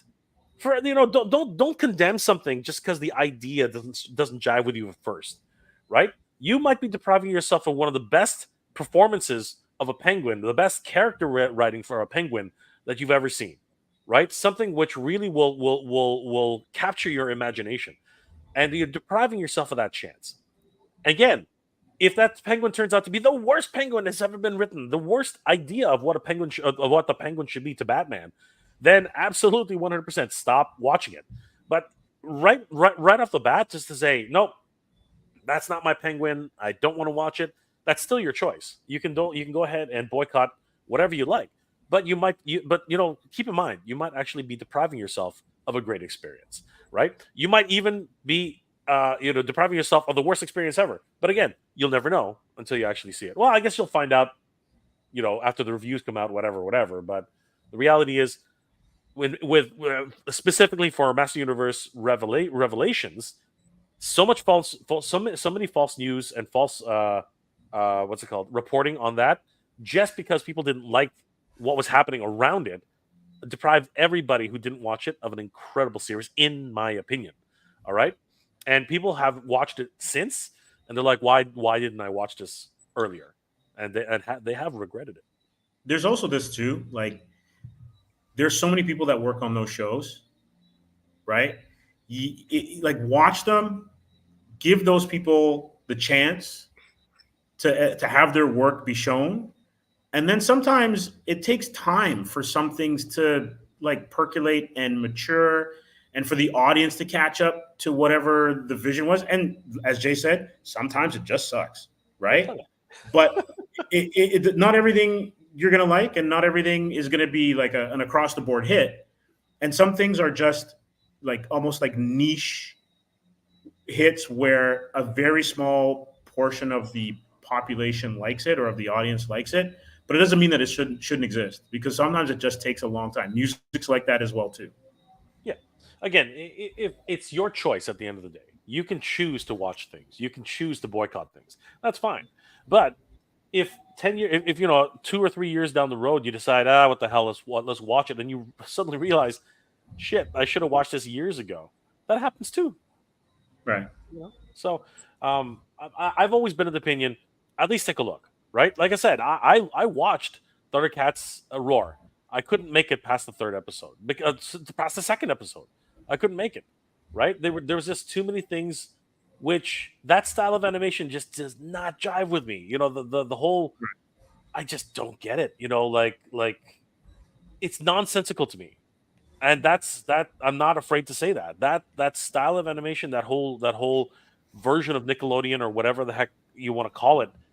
It just does not mix in my wheelhouse for my aesthetic of cartoons. And I chose at that point, after watching it, I was like, yeah, no, I'm gonna stop watching this now. Right? I did try watching Princess of Power, and again, the style of animation did not jive with me. The story, I mean, it wasn't that bad. It was still rather close to the original story in most of its original iteration. But it was a bit too childish for me. You know what I mean? It wasn't hitting the story points that I needed it to hit. But I think that there's a bias, and that's my fault. That's my fault for having a bias, and that's fine. You can have a bias, right? But I chose to watch it to the point where I chose to stop watching it. And the thing is, that's the thing about me. I will give something a chance, at least a chance. And if it doesn't catch me, then that's the reason why I stopped watching it. And that's one thing I at least suggest to everybody. At least give it a chance. Yeah, completely. And it's like that for comic books as well too, right? First issue might not grab you. Series might take a little bit. That first arc might not work. But if the creative team sticks together and part of it's at least slightly intriguing, you give it a chance. Right? I think we're kind of conditioned now to have things blow up right at the beginning and grab you from there. Yeah. Right? I think that's and then if it doesn't get you in the first 5 to 10 minutes or whatever, you're ready to throw it away. But I think you got to give things a little bit of time, because a lot of times in these productions, everybody's trying to find their footing. Right? It's like if you play baseball, you're not scoring 9 runs in the first inning. It'd be nice. Yeah. Right? But you got to play all 9 sometimes. Yeah, and just like I said, I give it 3 episodes. Right? If it doesn't hit me by the third, so here's a good example of that actually. WandaVision. WandaVision was very close to losing me. Here's what's the funny about WandaVision. WandaVision, I ended up skipping an episode by accident, because I was on the second episode and like, what the fuck is going on with this series? I could not. I was like, okay, I get it. You're going through the stages of television throughout the decades, whatever, right? And then finally, like by the third episode, I was like, all right, this better catch me. And what happened was I ended up watching the fourth episode instead of the third episode, and thank God, because by the third episode, something actually happened, right? That doesn't leave me scratching my head, right? So then I was like, okay, I'll give it one more episode, and by then, the kids grew up or something. There was something tangible that I could grasp onto at that point. And then you know what happened? You know what happened, Jay? You got into the 70s. You got out of like the I Love Lucy, whatever, and you got into a set of sitcoms in an era that you're like, okay, I'll watch the Brady Bunch. You know what? No, there was hold on, Steve. I kind of liked the 50s. I kind of liked the 60s. The 70s were okay too, but it was just the first two episodes. They were so ambiguous, right? They just like until Rambo actually came into the scene, it was kind of like, what the fuck is really going on here? Like they had these little glimpses of things, these secret people or nightmarish things that are happening all like behind the scenes, and that wasn't enough for me. I needed a little bit more to keep my attention, because as much as these things, oh, it's a nice flashback, it's a nice, different world. Oh, she's living in a picturesque idea. There was just no tension. There was no tension. There was no, there was not enough, is what I'm trying to say, right? We didn't find out about the other side, the other world, until later, right? So I needed more. And that's why skipping an episode really helped for me, because like I said, I had 3 episodes. And by the third episode, if I'd watched that episode, I'm pretty sure I would have stopped, right? That's why going to the fourth, I was kind of like, okay, shit, something just happened. I need to find out why that happened. And then, we found out about Rambo, and we found out about all these other characters that are actually behind the scenes, right? Jimmy, and all those freaking characters, right? And they're like, oh, okay, now I see what's going on, and now I want to continue watching it, right? So, again, it's like you said, sometimes you have to play all 9 innings, right? Sometimes you got to do that, right? Because again, I've done that before. I've quit on a series like a Game of Thrones. Like Game of Thrones, everyone's like, watch it. I started watching it, and I was not captured by it originally. Like I had to keep slogging through a couple of episodes. Look here, as much as everyone believes this, sometimes violence and sex don't always make a good series. Okay, like that's not what always does it for some. It's got to matter. It's got to matter, right? Jay. Keep to it. I mean, it helps a lot. Don't get me wrong, but at the same time, there has to be something of an actual narrative that really captures your imagination. And by the 5th episode is where I really started getting into it. You know what I mean? And like I said, it for a while it was like I was like, okay, this brother and sister, they're doing some weird, funky things in the background here. But again, you can only do that so many times. It's a one-trick pony for a while. And I gotta say, Peter Dinklage is the one thing that kept me interested in that whole freaking show, man. If it wasn't for Peter Dinklage, I would have like, screw this show, man. This show's ridiculous, right? But he really did, like, he took that show and carried it on his freaking shoulders, man. That guy, genius, absolute genius. No, he's great, and obviously you can find other things. Just to flip back to Alpha Flight, he'd be a pretty good Puck. Oh crap! Oh dude, if they don't cast Peter Dinklage as Puck, he'd be pretty good, or somebody of his caliber, then forget it. I'm not watching it. And he's already an MCU alumni. You know what I mean? Like so, It wouldn't hurt, right? Mr. Sentinel himself. Yeah, man. Well, he's freaking amazing. Yeah, for sure. Hold on a second. We've got Jonathan. I found the new House of Dragon slow at first, but it picks up with more action in season 2. It's so good right now. You know what? It's really interesting. I was like you, Jay, late to the Game of Thrones party. So I went in. I went through a side door. I think I probably season 2 or 3. Like it was pretty well established by that time, and so I binged it. Kind of did the same thing with Breaking Bad. Was not at the beginning, but binged it. Totally fell in love with it. But it was that last season that just left. Oh, hang on a second. It just left a bad taste in my mouth. Yeah, it was a hard watch. And because of that, I'm holding off on House of the Dragon. I'm like, I need to get it out of my system and then come back, because there's so much other great stuff to watch. Yeah. Then I'm going to go sideways, watch other things, and then I'll come back to House of Dragon later. Yeah, so I'm like you. I binged it because again, everyone was telling. Here's the problem with me too. When everyone tells me to watch something, I'm like, yeah, I'll watch it later because by the time they started watching it, it was already last season, and it was like you should watch it. I'm like, I don't know, man. At this point, like I'll be watching this for days while you're about to finish, right? Pardon me. So did the same thing, love it, and then like you said, last season was just questionable. Like so many things in that last season were like, what the hell just happened, right? But and you know what's really scary about that? George R. R. Martin still hasn't finished the damn book. What the hell's wrong with the guy? Like, what's it been? Like 6 years? Like, what the hell, dude? Deadlines. We don't need deadlines. How many more conventions do you need to go to before you realize, you gotta finish this damn book, right? Anyway, those residuals must really be good, and obviously they are, right? Like, and he's a consultant on House of Dragon. That's really what I think what happens is, and again, here's the thing: you don't want the House of Dragons to end up like Game of Thrones. Well, you know what? Finish Game of Thrones, right? And then maybe that won't happen again. But I will say House of Dragons is very interesting. It is slow, the very first season. I haven't watched the second season yet, but apparently, according to Jonathan, it is definitely a much more thrilling show now. But I'm a sucker for anything dragons, and there were very few dragons in Game of Thrones, right? You had those 2 dragons, but that was pretty much it, right? So every time you saw them on the screen, I was like, oh my god, this is dragons, right? And now you see dragons for days, and you see some of the biggest dragons you've ever seen in your life. It is actually rather grandiose, right? But I think there really was something endearing about a world without dragons all of a sudden getting dragons back.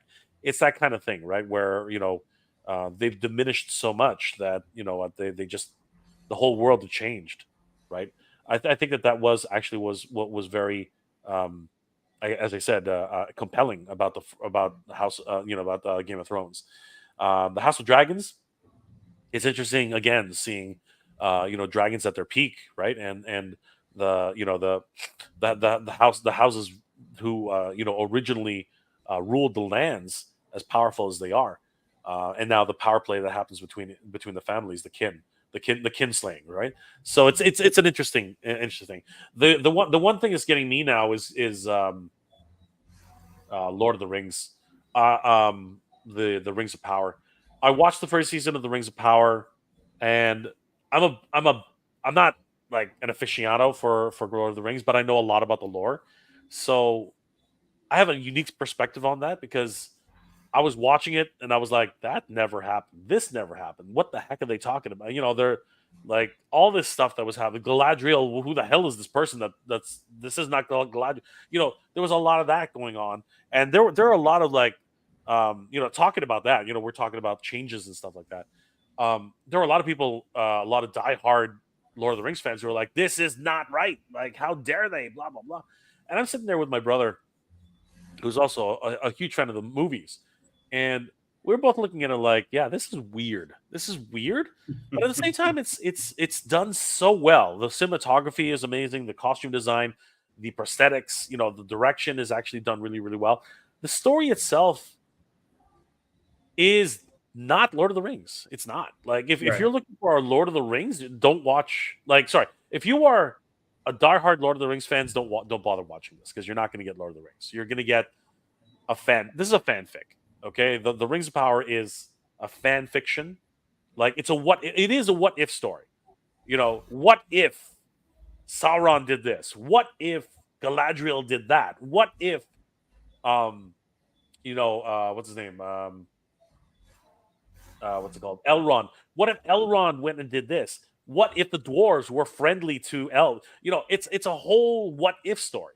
It is a fan fiction, right? I'm not even afraid to say that. It is literally fan fiction. It has barely any connection to Lord of the Rings other than the characters' names. You know what I mean? That's actually how it is. But if you can separate yourself, and here's the key about that, right? Again, it's all about what type of fan you are, right? If you can separate yourself from the original material and say, this is a fan fiction, right? What if Galadriel did this? What if, like what I just said?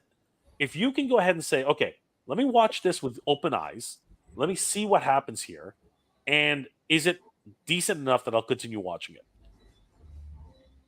I want to see what happens in season 2. I do. Am I enjoying it the way I expected to enjoy it? The answer is no. I'm actually enjoying it for different reasons. I'm probably enjoying it because I want to see where they're taking it, right? And I'm still on the fence of whether I actually like it because I'm like, this is not Lord of the Rings. Like the mythos behind Lord of the Rings is so deep. It's literally this is the furthest thing from Lord of the Rings you've ever actually seen, right?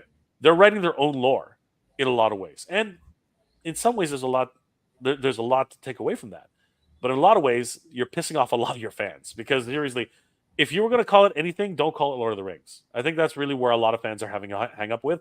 They're like, this could have been Lord of the Rings side story. You know what I mean? Where you don't call this person Galadriel, you don't call this person, Glorfindel. You don't call this person Elrond. You don't call any of these people the way they're called. You call them different people that happened around the time of Middle Earth, right? And if you do that, I think people would have been happier. But as it stands, they decided to go this direction, and that's where we are right now. Is it a way though to bring in the casual fan? Oh, look, Lord of the Rings. Let me watch it. Yes, I'm not going to say no. If you don't understand the lore, if you don't understand that the light of the two trees, um, you know, uh, there's a is intrinsically connected to the elves, but not in the way that they say it is, right?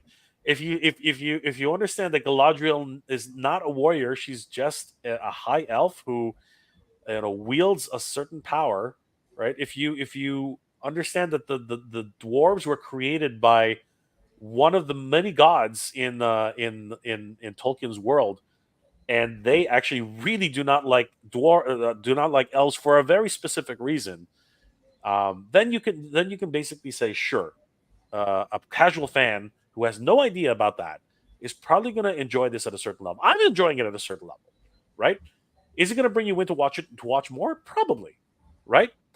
But you're inevitably going to have friends who do know way more than you do. And when they start talking to you about what actually starts happening, what's really going on, you might actually end up changing your opinion. It's tough to say, right? At the end of the day. But all I gotta say is I'm enjoying it at a different level. I'm enjoying it at the level of wow, these visuals are freaking amazing. This story is different, but I want to see where it's going because it'll be interesting to see where they end up. Because if they're trying to actually bring this where the original movies end up, it's impossible at this point. At this point that they're talking about right now, it's impossible to get back to where they were. So I'm curious to see if this is supposed to end up where it is when we actually get to the Peter Jackson trilogy. You know what I mean? Or going further back, the Peter Jackson Hobbit trilogy. You know what I mean? It's supposed to actually end up there, right? So I want to see where that actually ends up and if they can actually get there, which I don't think they can, right? So Good question. You know what? Let's, because we've been away from it for a little bit, let's take a look at some of our comments. Let's take a look at Bernie. Curious, you say about watching only 3 times to make up your mind. I'm not sure if he's asking, what do you think of X Men '97? all right, so Bernie, no, I said 3 episode rule. It's 3 episodes. I don't have to watch the series 3 times over. That's not what I'm saying. I'm saying I give it 3 episodes, and if it doesn't catch me by the third episode, I'm out. What do I think about X Men '97? Holy crap! It's one of the best series I've seen in a very, very long time. Um, it's an incredible series, especially if you've watched the original series from the very beginning. I thought that it's being very respectful. I think that a lot of people were worried about X Men '97, and now I'm enthralled with it. What about you, Steve? What were your thoughts about '97? To be honest with you, if you're an X Men fan, you really have nothing to complain about right now. Wolverine, Deadpool, X Men '97. What more can you say? Like those are two absolutely stellar representations of the X universe. Absolutely. The question is, what's the next step, right? I guess when they enter the MCU, what's the next step? But for now, until you can get season 2, you got to go to the comics and just read what's being put out there, or go read old graphic novels. But right now, being an X-Men fan, you are absolutely in a perfect spot. Absolutely. It's great. We have never been so spoiled with X mutants as we have right now. Because again, for a while, it seemed like the MCU wanted nothing to do with mutants for the longest time. It was actually, we were actually kind of devoid of mutant activity for the longest time. For sure. Hold on a second. There was one that I just saw. Oh yeah. Watch next. We will see King Ghidorah and House of Dragons. I would love that. Me too. That'd be a perfect mashup. I would love to see King Ghidorah. Yeah. Again, you know what? I would love to see Tiamat. The from Dungeons and Dragons in Game of Thrones. I would love to see those. Why not? Sure. Why not? Why not? Rick Neverending Toys. Hi everyone. What's going on, brother? And then Jonathan says, "Hey Rick, how you doing?"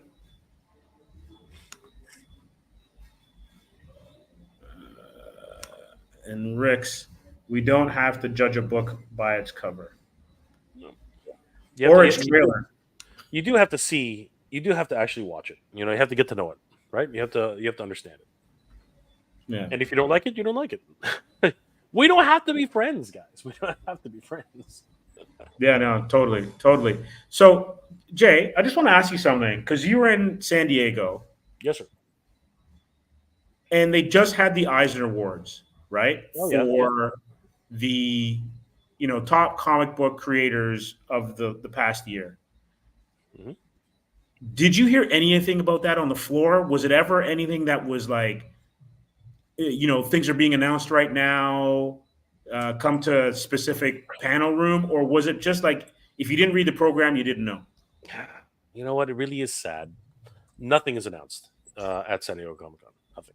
Like, panels are not announced. If you're on the floor, the only announcements you hear are, the show floor will be closing. If anybody's missing their child, the standard, you need help kind of situations, right? It's not like back in the day when you were at Comic-Con. It's not like, even Fan Expo doesn't do that anymore. Like none of these larger cons actually care about the biggest things that are happening at the convention, right? And that's because access is very difficult. I think that's really the problem. You can't get into Hall H unless you line up the night before. Like, you have to sleep outside. Thank God the weather's nice, because you have to sleep outside just to get a chance to get into Hall H, right? If you watch some of my videos for this year, Steve, I lined up for 2.5 hours just to get a ticket to line up again to try and get an action figure. Ridiculous. Yeah, that was crazy. Absolutely ridiculous. I mean, here's the thing. I discovered this the other day. Check this out.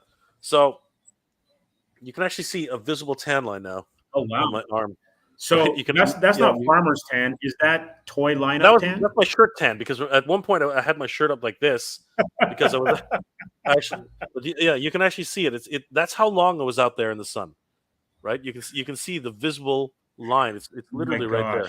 Yeah. So now you've got to add like sunblock to your con. I guess your con pack, eh? Oh no, I'm. Here's the come on, Steve. No. I'm Filipino.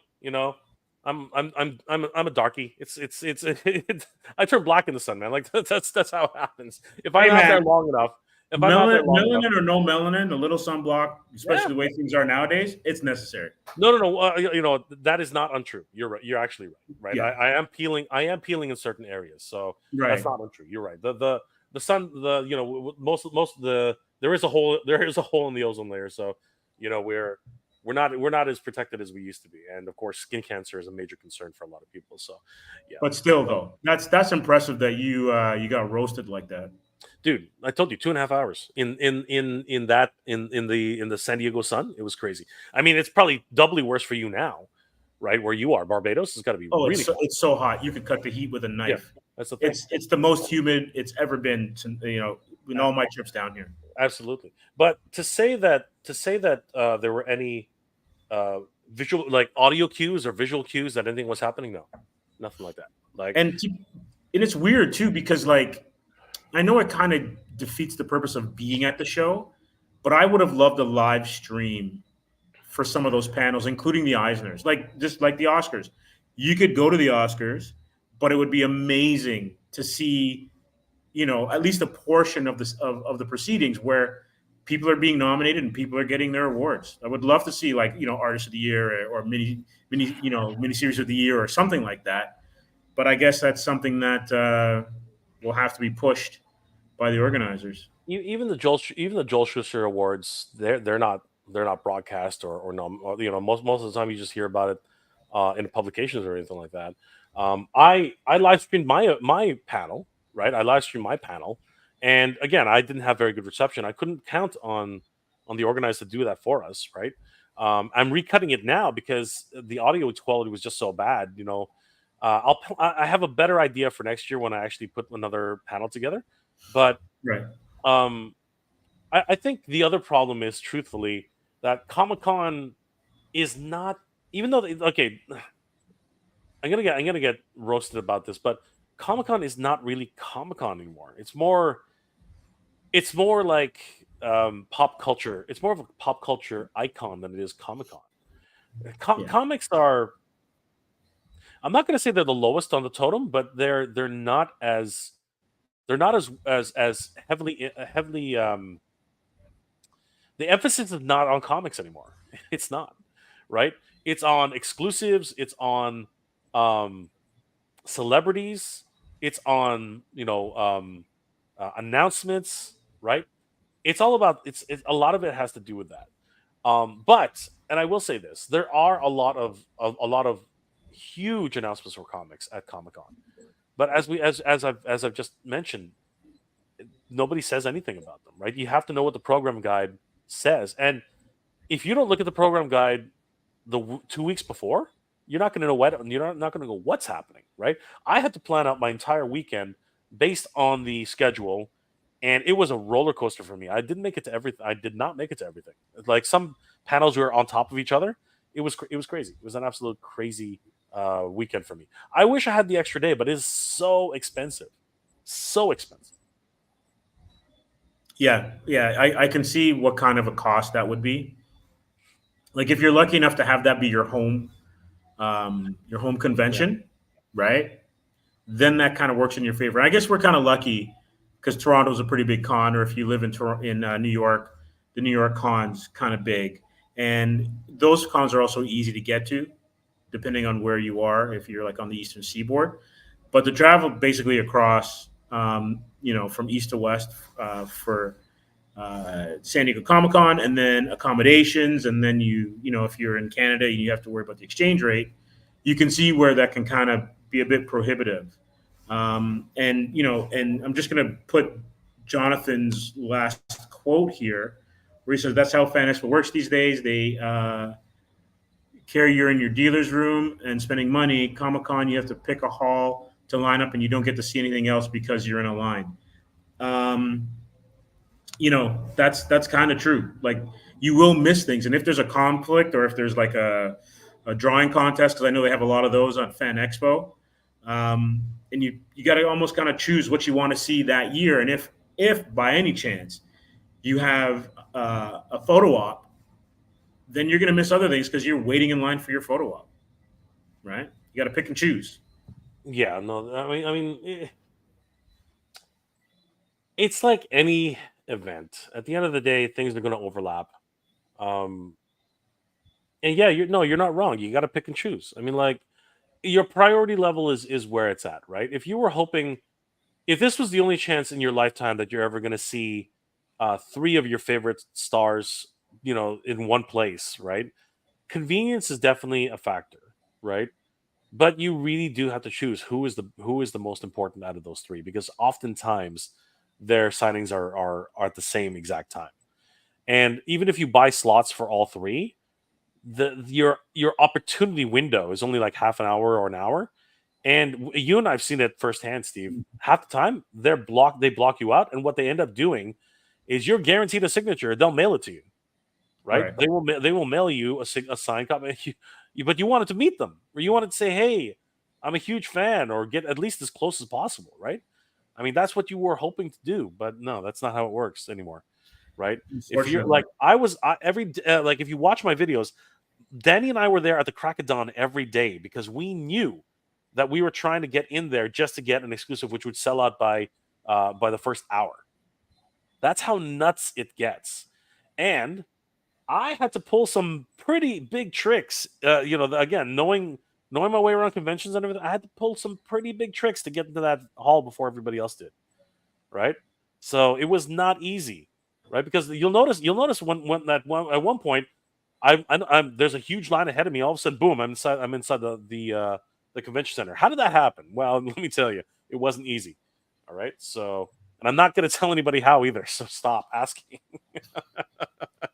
Yeah, that's that information is on lockdown. But Yes. it's kind of interesting because you want to have the RDJs there. You want to have like the cast for Captain America, the Anthony Mackies, but you also want fans to go to meet the people that have made Anthony Mackie and Robert Downey Jr. relevant to the culture.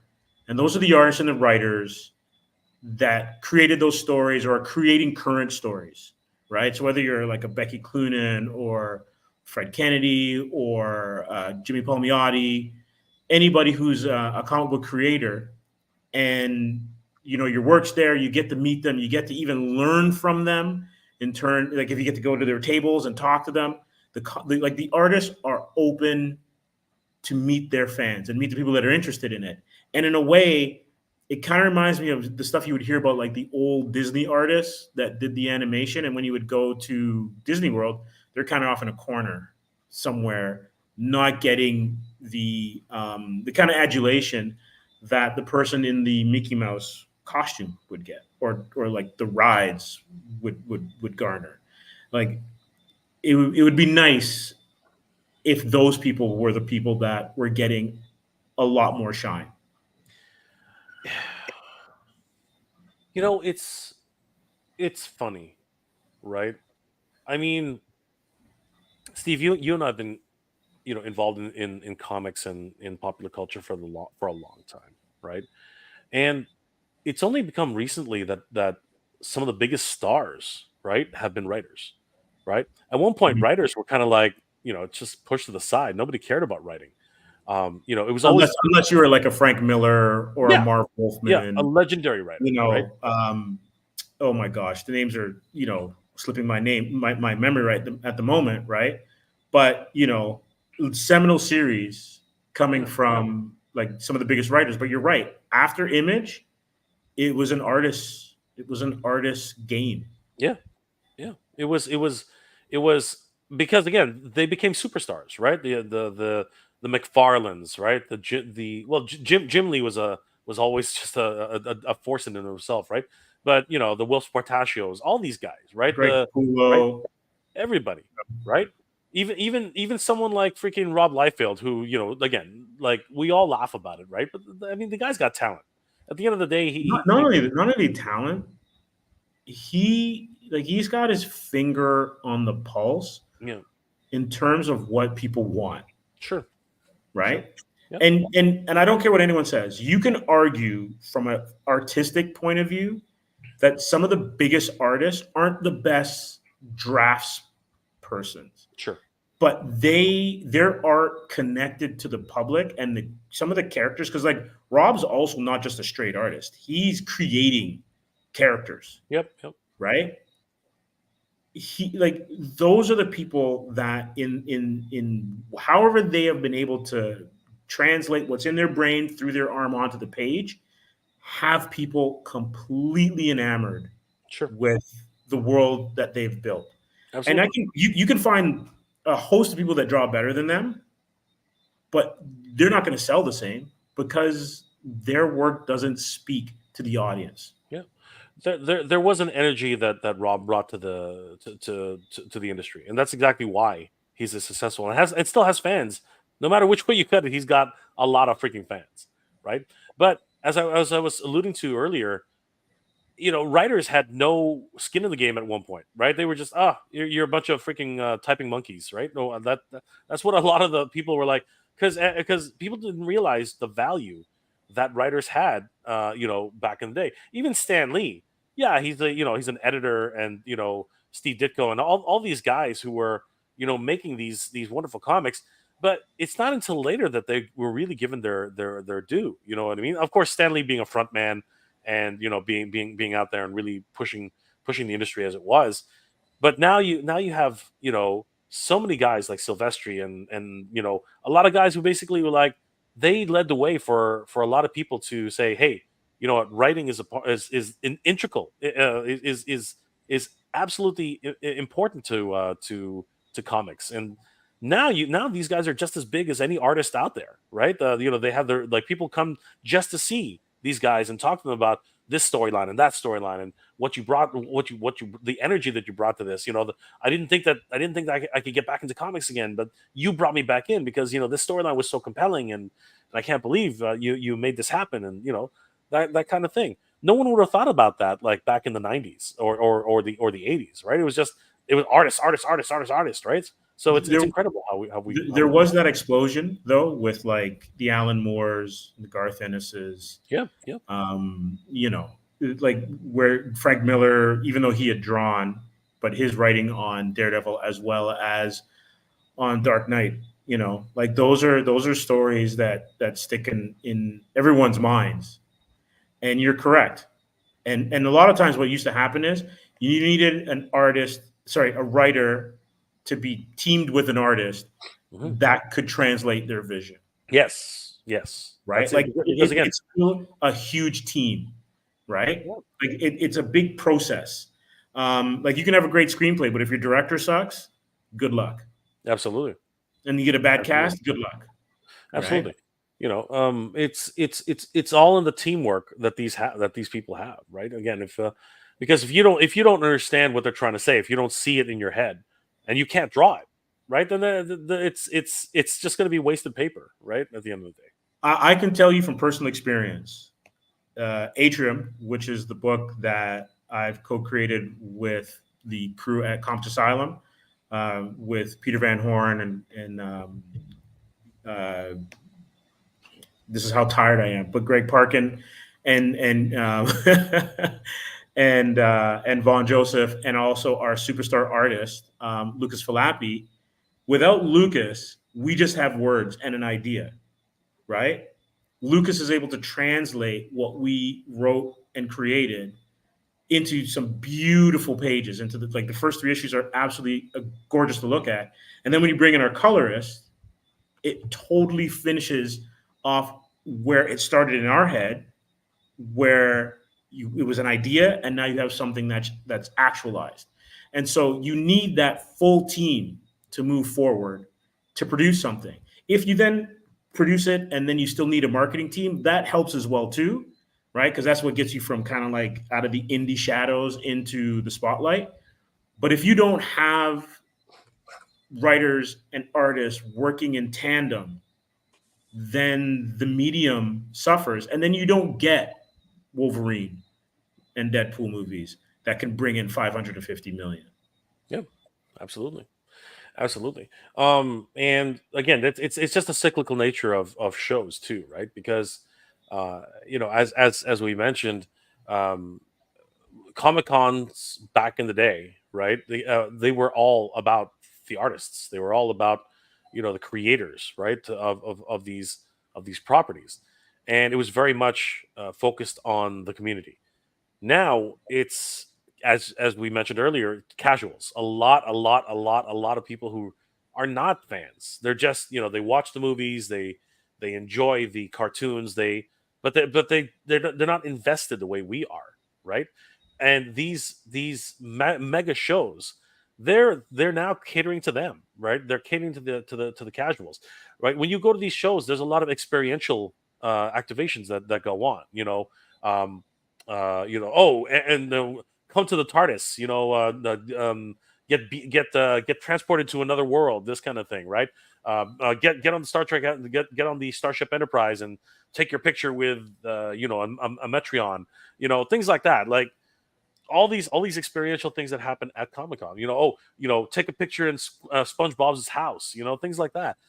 And it's very much detached from Artist Alley. Thank God. One thing I always said, and I said this in multiple trips to Comic-Con.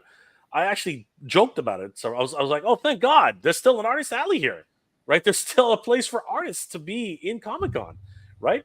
And I was like, thank goodness that this is a small press section, where small artists can actually, showcase their stuff. Thank God that there's still a nurturing area where local artists, because again, you're not going to be, you can try applying from like a different state or whatever, but 90% of the time it's going to be a local artist who's there to show off their stuff, right? Thank God, right? Because that's where a lot of us get started. That's where a lot of us get noticed and started, at these shows. Like, a good friend of the channel, Michael Simbajon, right? He's doing such good work. And a lot of times, a lot of the connections he makes are at these shows. Yeah. Hugh Rookwood is another wonderful artist who does a lot of great business at Comic-Cons, right? Yourself, you're showcasing your work with Atrium, and of course your own pinups that you have at these shows, right? And this is where a lot of us get our start, right? This is how people find out about us. Thank goodness Comic-Con is still allowing for that, because I could easily see one day them just pushing them out and just not letting it happen, right? Which would be a shame. It would be a damn shame if that actually ever happened. Absolutely. I'm gonna highlight Randall's comment here. Denny O'Neil, Steve Englehart, Jerry Conway, Len Wein, Chris Claremont, Marv Wolfman, and Paul Levitz are some of the best writers of the 70s. Absolutely. And then you can, throw in people like Roger Stern, who continued that stuff into the 80s. Their stories are some of the stories that they actually have mined for some of these movies, right? Mhm. And then on the artist side, Perez, who's also a writer in his own right, Starlin, Keith Giffen, Miller, John Romita Jr., Byrne's kind of like one of those rare. He's almost like the second coming of Kirby, where you've got great writing talent combined with amazing art. Jerry Ordway, Jose Luis Garcia Lopez, who basically was the style guide master for DC in the 70s. So all the stuff that you saw on like bed sheets or anything that an artist drew from a DC character in the late 70s and 80s was basically off of Garcia Lopez's style guide. Great draftsman. Walter Simonson, another dual threat writer, artist. Jim Aparo, great Batman artist. And the loss of Don Newton and Dick Dillon. Yeah, like this is what I'm getting at. There's an endless line of creators that are almost faceless. It's one of the, like, I would say comics is one of the industries where you can be a megastar and nobody knows who you are. And what I mean by that is you can go to do your groceries, and unless someone saw you at the show, in Artist Alley or whatever, at a panel, they won't know what you look like. It's a lot better now. I know Wizard Magazine was one of those ones where you were able to see people's faces for the first time when they did their top 10s. But like, try being a K-pop star now, and go in a local variety store to go get something. You're going to get mobbed. Comic books is completely different. Yeah, you know what? I'm going to go ahead and say exactly what I'm going to echo what you're saying. Social media has changed the game 100%. If you are an artist and that's what you're known for, if you are a writer and that's what you're known for, there's an old saying in the industry that everyone has, like, you and I have great faces for radio. That's because nobody sees you, right? Nobody actually sees who you are, right? So you could be you could be a model. You know what I mean? You could have the face of a model, and no one would know who you were because no one's ever seen you. That's the whole game has changed, right? Um, like I'm always shocked. I'm always shocked whenever somebody recognizes it. And I remember Danny and I, we were going around Comic Con, and I would get stopped every now and then. And Danny, would joke as, "Oh, you're famous." I'm like, you know, the only reason any of that happens is because I have a YouTube channel, right? Like that's the only reason why it happens. But at the same time, it still shocks the hell out of me whenever it happens because who am I? I'm nobody, right? I'm a dude who talks about toys, right? Um, I can only imagine, as you mentioned just now, Steve, if you're a K-pop star, you cannot leave your house. There's no freaking way. Like you will immediately be bombarded by women and probably groped until you don't want to be out in public ever again. You know what I mean? Like, Let's just say there's probably a handful of comic book creators who've ever had to worry about the paparazzi in the bushes outside their home. sure, sure. I mean, obviously the Jim Lees, even Rob Liefeld, any of these guys who have changed the game, right? Yes. But and they were also young and are still considered rather like can still change the game today, right? But at the end of the day, it's one of these things where today, if you have even a small social media presence, it can be an interesting time walking into an environment where you would expect it to happen, right? I'll put it this way: whenever I bump into somebody, it's always in a place where you would expect it to happen, right?